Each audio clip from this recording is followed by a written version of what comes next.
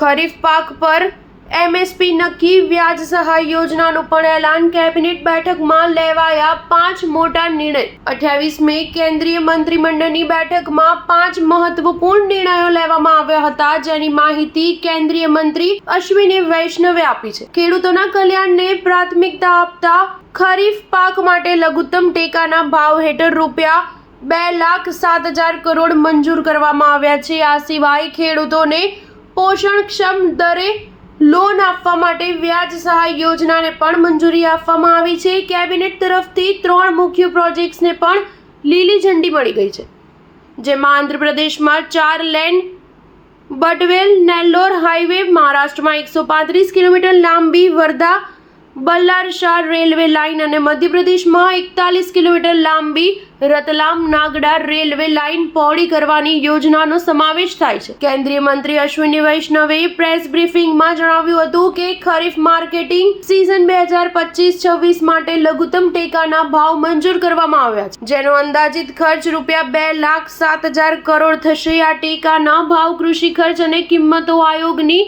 ભલામણો પર આધારિત છે, જે ઉત્પાદન ખર્ચ પર ઓછામાં ઓછા 50% નફો સુનિશ્ચિત કરે છે। આ ઉપરાંત રાષ્ટ્રીય અને આંતરરાષ્ટ્રીય ભાવો, પાક વચ્ચે સંતુલન, કૃષિ અને બિન કૃષિ ક્ષેત્રો વચ્ચે વેપાર સંતુલન જેવા ઘણા મહત્વપૂર્ણ પાસાઓ પર વિચારણા કરવામાં આવી છે।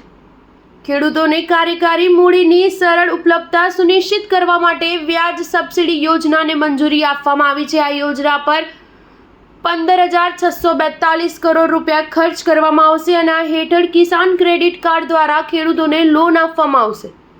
સરકારની વ્યાજ સબસિડી યોજના હેઠળ ખેડૂતોને ખેતી, બાગાયત સહિતના પાક માટે 3 લાખ રૂપિયા સુધી અને આનુષંગિક કૃષિ પ્રવૃત્તિઓ માટે 2 લાખ રૂપિયા સુધીની લોન વાર્ષિક 7% રાહત દરે આપવામાં આવશે। આ યોજનામાં સરકાર 1.5% વ્યાજ સહાય પૂરી પાડે છે અને જો ખેડૂતો સમયસર પૈસા ચૂકવે છે તો તેમને 3%ની વધારાની છૂટ મળે છે। આ રીતે ખેડૂતોને કુલ માત્ર 4% વ્યાજ ચૂકવવું પડશે, જે તેમના માટે ખૂબ જ ફાયદાકારક છે। સ્ટાર ન્યૂઝ 7 હંમેશા સચ્ચાઈની સાથે।